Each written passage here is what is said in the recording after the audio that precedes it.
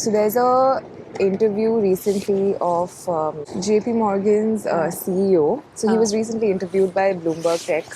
And at the start of the interview, this lady, so he's a very, very busy man. And at the start of the interview, she asks him, "How do you do it all?" And he was very taken aback because he was like, "I think this is the first time a man has ever been asked this question." So he was very pleased to receive it, but equally like a moment of reflection to be like, Okay.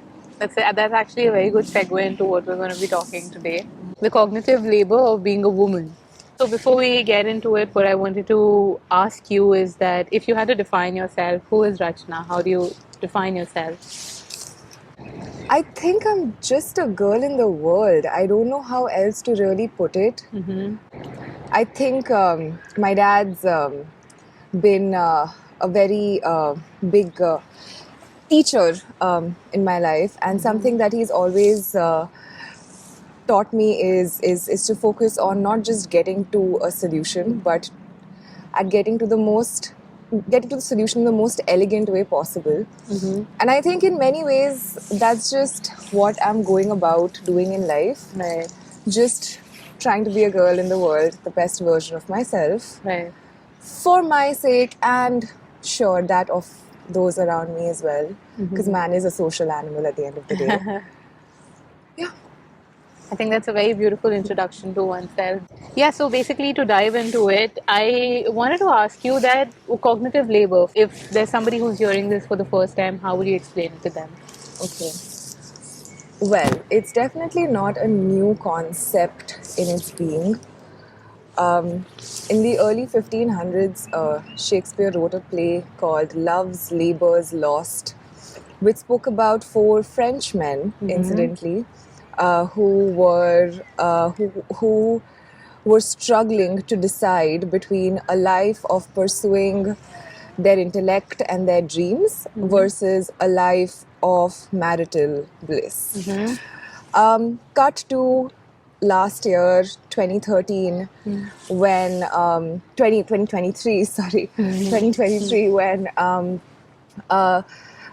Claudia Goldie won the first solo economics Nobel for her paper addressing the issues with gender pay gap, etc. And that talks about a lot of the cognitive labor that goes into being a woman.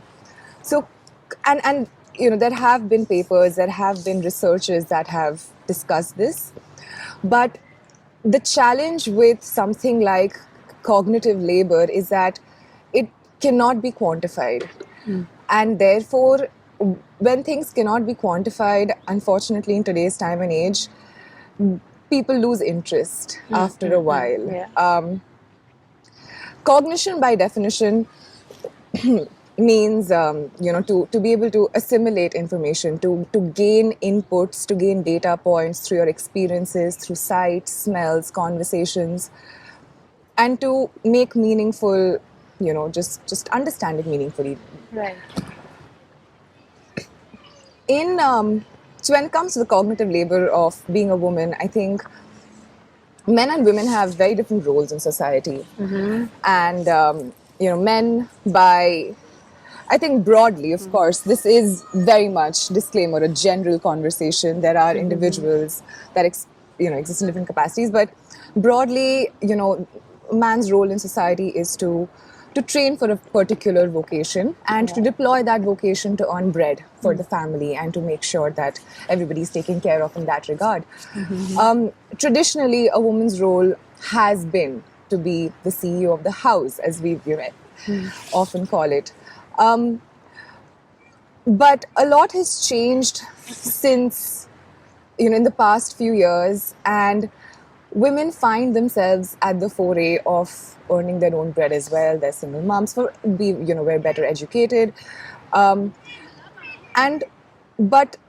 the expectations on a woman to maintain that domestic bliss, to be responsible for the upbringing of the child, to be responsible for the way that a family presents itself to society, to deal with so many of the other nuances that come with being a woman, to deal with all of that and then some more, is, I think, what pretty much culminates to being the cognitive labor behind being a woman. Right. I think the global lens of looking at this so far has just been professional to a certain extent, where we are addressing pay gap and women's role in the workplace. But it's not just that, and we're talking about something that's deeper than this, right? About how it's nuanced. So how do we see that in our daily lives? In every way, I think every friend I talk to, every grandmother, mother, sister I meet is going through it. Even if I consider something like, even if considering you said a non-dual income household, essentially, if we talk about, I don't know about you, but growing up, I've heard my mother say many times something like, just do it. Why do I have to tell you to do something?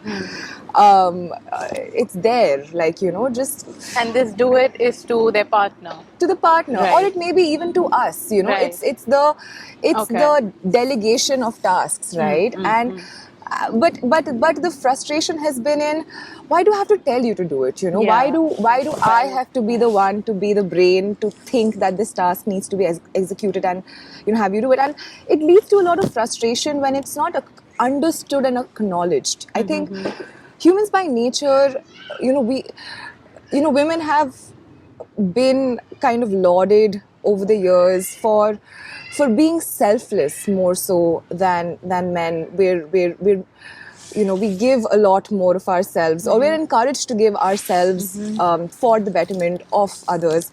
In fact, a study sometime in 2018, 2019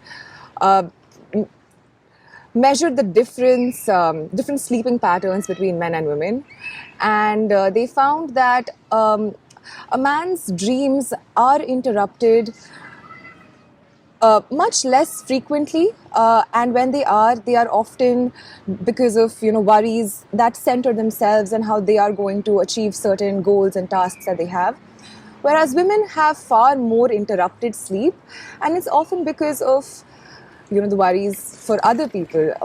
That's right. And I think that the cognitive labor is defined by its permanence, by its chronic nature. It is something that always exists. Right. And I think it's just about the fact that today, as we progress more into an egalitarian world, the reason that we're talking about a professional setup is important, not just to, imagine a scenario where a woman goes to work. Even women that are staying at home, even if you're just a housewife, it's important that your family understands that this is a task that you're doing. You get as much slack cut for Right. yourself Right. as anybody else, and you get a break from it too. So the examples That's are amazing. everywhere. Yeah. So Rachana, for me, you're representing every woman who's ambitious, who's like very focused on where she wants to be in her career and take the steps to get there. Elaborate on a certain few circumstances, which is, that it's not happening just to you. You're sure that there's people like you who go through the same thing. Well, it's a more of one shoe fits many kind of a problem. But I'm trying to think of the one. I mean, I have, well, a situation recently where I think the for me the weight of cognitive labor is experienced more in the lack of it, if I may define it that way. We're 28 years old. I feel like one of the reasons we're able to have this conversation right now and do this is because we've not had a lot of the cognitive labor that's associated with running a domestic household. We've not had to think about anybody other than our dreams and our aspirations while being there for our family and friends and making sure we take everybody along with us. But Right. I think it's a lot of guilt, a lot of a lot of suppression of your own kind of dreams. You're asking me for a specific example, but I think the reason I'm struggling is because there are so many in the foray. I was out with a couple of friends recently, and two of them were mothers in their early 40s with teenage daughters, and there was one of them who was it was around 6:30, and she was very worried about making it home to her husband on time because dinner had to be put on the table, whereas her friend, who is in the same, is just as old, said, just ask him to cut the vegetables and you can go and stir it. Yeah. And that was a real conversation that happened. And it kind of opened my eyes to, and you could see the degree of stress in one person versus the other. And I think it was almost an epiphany of how easy things can be if everybody just equally steps up to the table. Right. And that's why it's difficult for me to think of one situation, because it permeates into every house. Right. Part of what you're saying is also that it's so patronized in our everyday being that we don't know any other way Exactly. than existing like Yeah. this. So for me, I have seen both models of an institution like a partnership where both partners are equally contributing, and I've seen one where there's definitely what we're speaking about, that there's more labor on one gender's role. And I don't think it has got much to do with gender. It's more of a mindset thing that I would like to address. Absolutely. Yeah, because when I was doing my bit of research on this, then I actually read that the same case exists in same-sex couples also. So that makes me wonder that this is not about gender. It's about what you think and how you contribute to society at large. So having said that, what do you think? Where are we lacking as individuals, as communities, or as a group? Well, lacking is a difficult question to answer because that means that there was something earlier that is missing now. I think the situation is more that the world has changed, the world is changing, society is changing, and we have to change with it. I think what we could try to do better, I think, or something that I try and do for myself, there's something that I've realized, which is that being a better friend in many ways has helped me be a better partner in my relationships as well. And I think it comes from knowing to treat your partner like an adult uh, in every way, 100%, including yeah. knowing and holding space for their dreams, their aspirations, their individuality. I think the moment you start doing that, the moment you start checking in on them as much as you expect them to be there for you when you need them, it starts making a difference. Yeah. I know how much my mother appreciates when we even offer to do the dishes once, because that is that check-in. Hey, Right, are you right. doing okay? Do you need any Right. help? Yeah. Yeah, I think also in our day-to-day lives, because obviously what you had in mind while saying it, it's never the same. Somebody listening to this could be applying it to a very different situation in their lives. So for me, when I was thinking about this topic, for me it was about the small things. Like, of course, I mentioned that in my own family, I'm like, why is it that my mother has to take care of more tasks which are seemingly invisible, like you said, the theory of being able to quantify it or not. And since you can't, you don't count those tasks as tasks. Yeah. But when we're bringing up a generation of children like that, then a lot of people feel that what they're doing and their lack of awareness is an excuse of their environment. So for me, a step to what I can do better in this environment is that, okay, let me break this down. Let me understand even further of where I may also, yes, because right now I see that there's a problem, but it could also be me in many ways. And there's a lot of things that I expect, like now that we're talking about it, whenever I go home, I just leave my clothes for laundry. I don't know how they get there. Yeah. And Yeah. just small things like these, because we come from our culture, like the whole South Asian culture, we come from a certain amount of privilege, which can also be a bad thing in Backfire. certain, yeah, like, So certain things you take for granted. We've probably not been paying attention to where we need to. Absolutely. Collectively, I feel having conversations is definitely a very important step that people take. And from that, I want to remind you about the chat we were having earlier this morning, that sometimes it becomes difficult to bring up these topics sitting with a bunch of friends. Like, we're chilling, we're having a good time, and again it becomes a conversation you're not really sure how you bring to a table, or you're not really sure how to sort of engage people in it. How would you do that at, say, a dinner table conversation where people are clearly not in the mood to discuss that, but you and I both know it's important to talk about nevertheless? I think introspection is what is key, and what a successful conversation enables at the end of the day.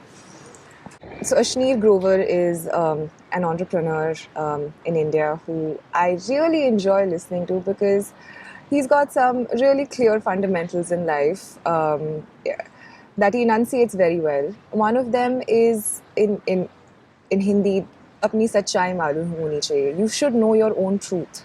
You've got to know who you are in the center of your being, what makes you tick.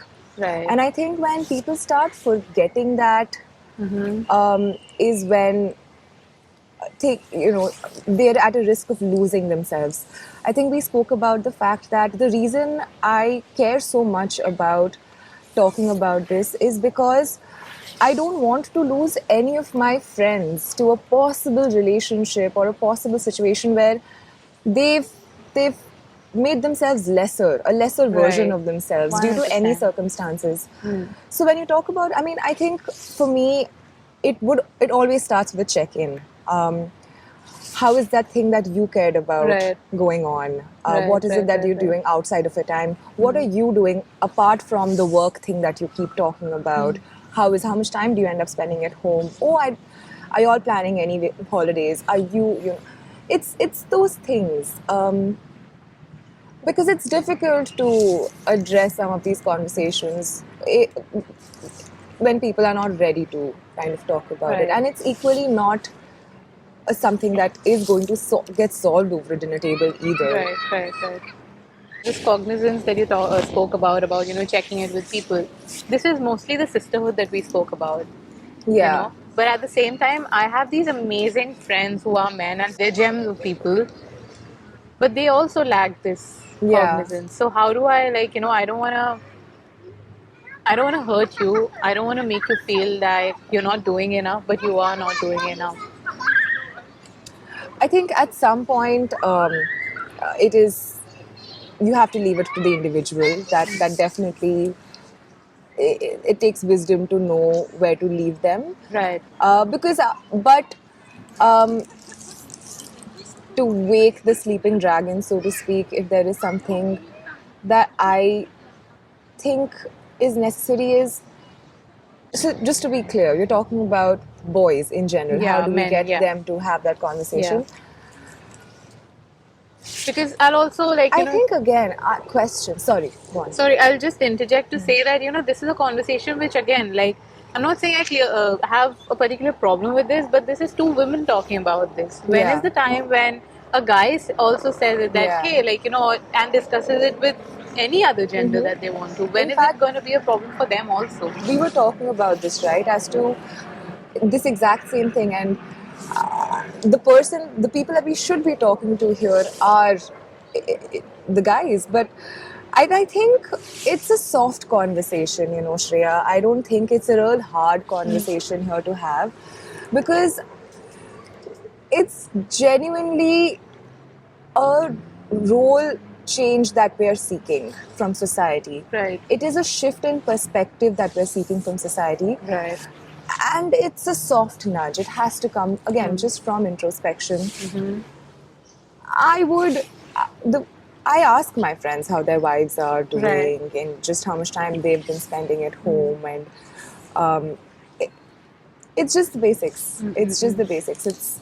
It's just about raising that question of how is she doing it all and what are you Right. doing to help. Right.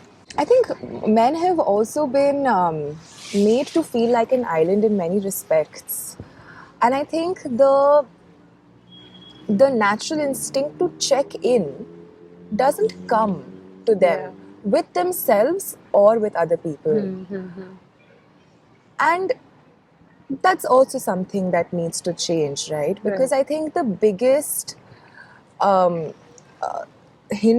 block to enabling a truly egalitarian society is Right. the genuine challenges that exist today when it comes to the kind of responsibilities that we expect or we put on men, or that men expect of themselves as Right. well. Some of the pressures that we spoke about as well, that sometimes gets people to shut off completely. And I think that's why it's important to have a conversation when it comes.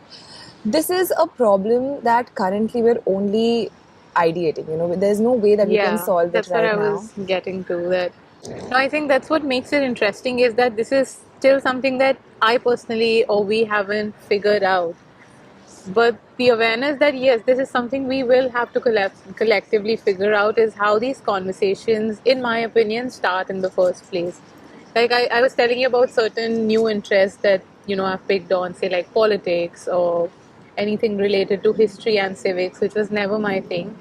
And now I just understand the benefit of understanding all of these things. We need not have the answers today, but the moment you understand that okay, this impacts this, Yeah, and if one person does well, we all collectively do well. absolutely. So that was the thought with which it kind of started, that let us all, in our individual capacities, if we are having these conversations, then what do they look like? It doesn't need to have like an agenda or a flow in a certain sense, if you know what I mean. But like in any other conversations, there are a few things that you would definitely want to bring out in this particular one that we're having. And for you, what would those things be that these are points that you definitely want to put out there just by virtue of having this conversation? First of all, what you spoke about is really interesting. I think it's an African term. It's called Ubuntu. It's also an operating system, but Ubuntu loosely translates to all for one and one for all. Right.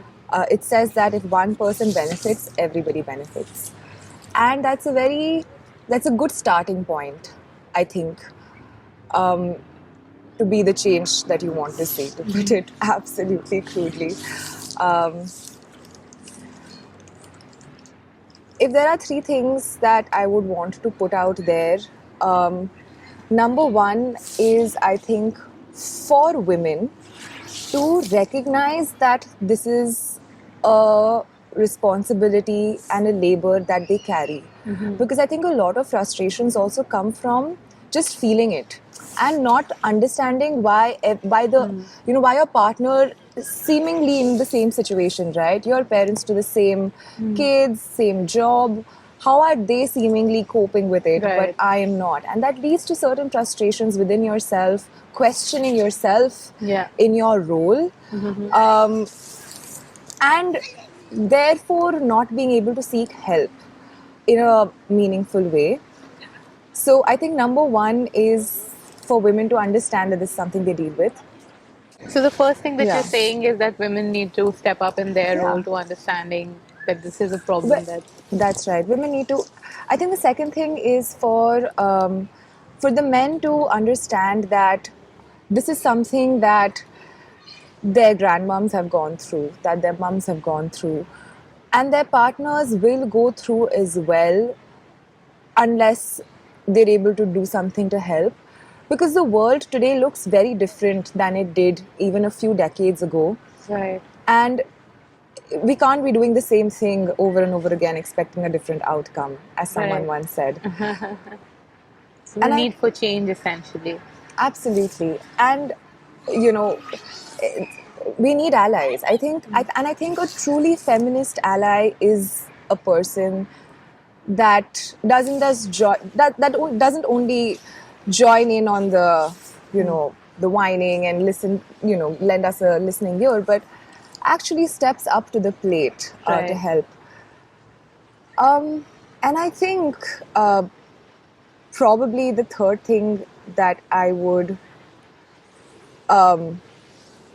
leave be is the fact that it shouldn't be that women have to choose between following their dreams or domestic bliss. I think This is a very strong point. Yeah. it is because it bothers me. Yeah. It's something that affects me. I see a lot of my friends that question their ability to Right. sustain a marriage, a Yeah. relationship, because of the kind of partners they've, it doesn't drive confidence. Right. So yeah, I think Yeah. I want to actually exaggerate a bit on the third point that you mentioned. And I was telling you earlier about this friend who was, she's in her ambition mode in her career, and she was thinking about whether she should, be a mother right now because she can and she's young. And but at the same time, she also realizes that if I do that now, yeah, then it is understood. She is not even debating the fact. She knows that her career is going to take a back seat, and it's just something that women have to choose between.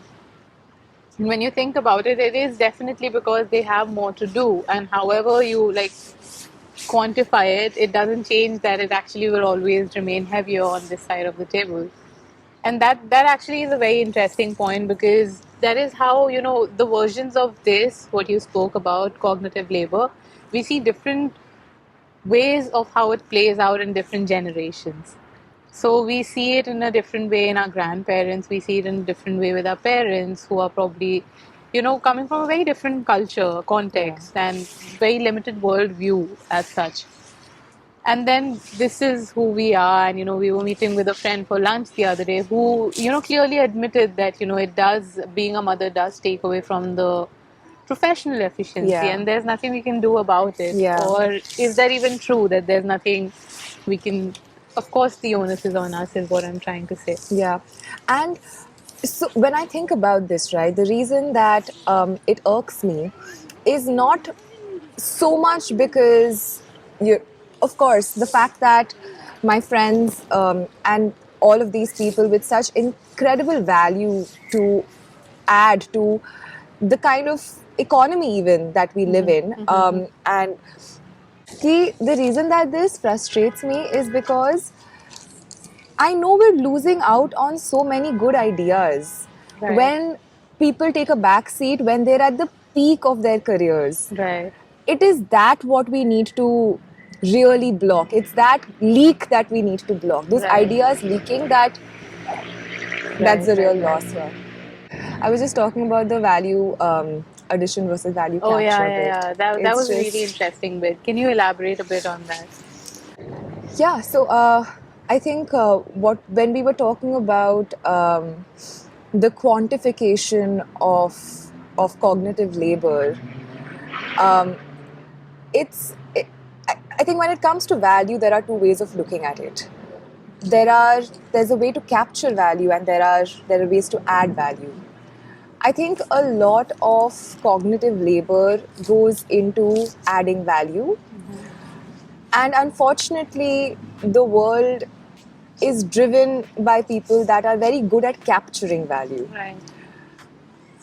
But if you still look at an organization or any team, it is the person that holds that is enduring that cognitive labor that is really doing all the brunt work, and it's just about recognizing that it plays out in many ways outside of just a boardroom as well. Right. Right. Right. I think this was a very interesting conversation, and just diving into it and doing our bits, and also leaving space for people to get involved in the conversation is the best thing that I can do. So in the last 2 3 days, also that is what it has been about mostly. The getting into a topic, drilling it further, and yeah, with that, I would definitely like to leave people also with that whole thought that get into ideas, get into rooms that inspire conversations, and just be interested. I feel that's the key. That if you're Yeah, interested in people and interested in topics, and who knows, like sometimes we feel that it's going to be boring for the other person, but find out,